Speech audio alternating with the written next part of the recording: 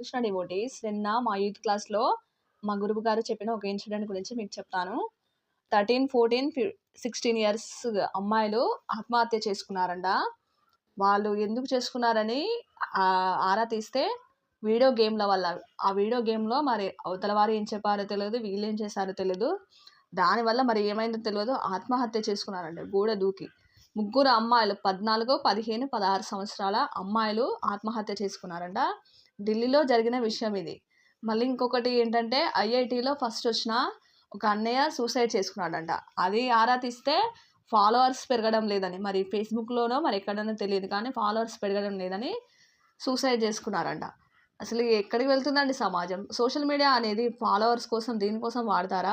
మనం దానిలో ఏదైనా మంచి ఉంటే అది తెలుసుకొని 10 మందికి చెప్పడంలోనే కదా సోషల్ మీడియాని వాడేది. ఎక్కువగా మనం ఏదైనా స్ట్రెస్‌లో ఉన్నప్పుడు కొంచెం నవ్వే వీడియోస్ కానీ ఇవన్నీ చూసుకోవాలి. మొత్తానికి దాన్ని ఎంటర్‌టైన్‌మెంట్ కోసమే వాడుకుంటూ సీరియస్‌గా చేసుకుంటూ ఫాలోవర్స్ పెరగడం లేదు, ఫ్రెండ్స్ రావట్లేదు, సబ్స్క్రైబర్స్ రావడం లేదు అని ఇలాంటి పిచ్చి పిచ్చి వాటికి సూసైడ్ చేసుకోవడం ఏంటండి? ఆ ముగ్గురు అమ్మాయిలు మాత్రం చిన్న వయసు. అలాంటి వయసులో ఫోన్‌లు చూడడమే తప్పు. అలా కాకుండా వీడియో గేమ్‌లు. అసలు ఆ వయసులో వీడియో గేమ్‌లు అంటే ఏంటివి? ఏమన్నా తెలుసా మనకసలకి? మన జనరేషన్ వాళ్ళకైతే తెలీదు. ఈ జనరేషన్ వాళ్ళైతే మొత్తం ఫాస్ట్ కల్చర్‌కి పోతున్నారు. అండ్ ఏదైనా చిన్న విషయానికే సూసైడ్ చేసుకుంటున్నారు.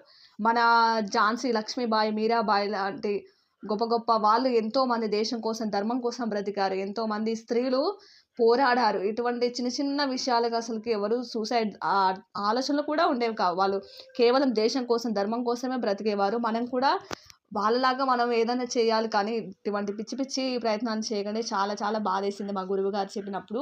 మనం కూడా మంచిగా ఉంటూ ధర్మం కోసం, దేశం కోసం కొంచెమైనా ప్రయత్నించాలి. అది అబ్బాయిలు కానీ, అమ్మాయిలు కానీ ఈ పిచ్చి పిచ్చి సోషల్ మీడియాలో ఫాలోవర్స్ కోసమో, ఫ్రెండ్స్ కోసమో ఇవన్నీ మనం క్రియేట్ చేసుకోలేదు. అది జస్ట్ ఏంటంటే మనం కొంచెమైనా ఎవరికైనా ఉపయోగపడతాయా అని అలాంటి వీడియోలు పెట్టాలి. ఎవరిష్టం వాళ్ళది. చూస్తే చూసుకుంటారు, లేకపోతే లేదు. స్టేటస్‌లు కానీ, స్టోరీలు కానీ ఇవన్నీ జోక్‌గా తీసుకోవాలి. వీటన్నిటిని సీరియస్ తీసుకోవాల్సిన అవసరం లేదు. కానీ ఇప్పుడు మొత్తం అవి సీరియస్‌గా అయిపోయాయి.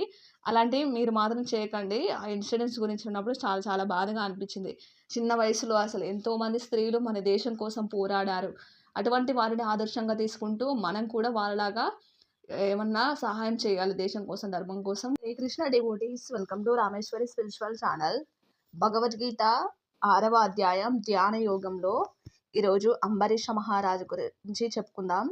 ఆయన గొప్ప కృష్ణ భక్తుడు. ఎంతలా అంటే ఆయన సర్వేంద్రియాలను కేవలం కృష్ణుని కోసమే ఉపయోగించేవాడు. తన మనసును కృష్ణుని యొక్క పాదాల వద్దకే ఉంచేవాడు. అంటే ఎంత భక్తి అంటే ఆయనది మనం అర్థం చేసుకోవాలి. ఏ భౌతిక విషయాల గురించి ఆయన ఇంద్రియాలను వాడేవాడు కాదు.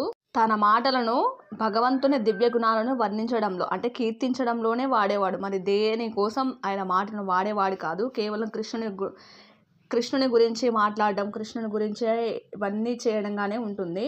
తన చేతులు భగవన్ మందిరాలను అంటే కృష్ణుని మందిరాలను శుభ్రం చేయడానికే వాడేవాడు.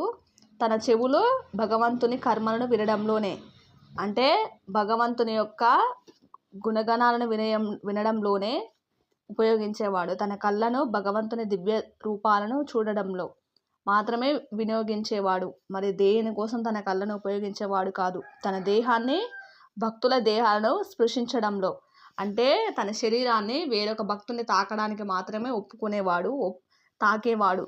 తన నాసికను అంటే ముక్కును భగవంతునికే సమర్పించిన కలువ పూల సుగంధాన్ని వాసనను చూడడానికే మాత్రమే ఉపయోగించేవాడు. అంటే కేవలం భగవంతునికి సమర్పించిన పూల వాసనను చూడడానికే తన ముక్కును వాడేవాడు. మరి దేనికోసం వాడేవాడు కాదు. తన నాలుకను భగవంతుని పాద పద్మాలకు అర్పించిన తులసి దళాన్ని రుచి చూడంలోనే మాత్రమే వాడేవాడు. అంటే కృష్ణునికి సమర్పించిన తులసి ఆకులను తినడంలోనే తప్ప వేరే దేనికి తన నాలుకను వాడేవాడు కాదు. తన పాదాలను తీర్థయాత్రలకు అంటే కృష్ణుని యొక్క మందిరాలకు వెళ్ళడంలోనే వాడేవాడు. వేరే ఎక్కడికి వెళ్ళడానికి వాడేవాడు కాదు. తన శిరాన్ని అంటే తలకాయని భగవంతునికి సమర్పించడంలో అంటే భగవంతునికి నమస్కరించడానికి మాత్రమే వాడేవాడు తన తలని. తన కోరికలను భగవంతుని కార్యాలకు నిర్వహించడంలో మాత్రమే వాడుకునేవాడు.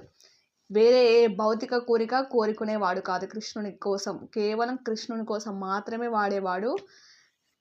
కోరికలు తీర్చమని కృష్ణునికే పూజ చేసుకోవాలని కృష్ణున్నే అడిగేవాడు. వేరే దేనికోసం కృష్ణునికి అడగపోయేది.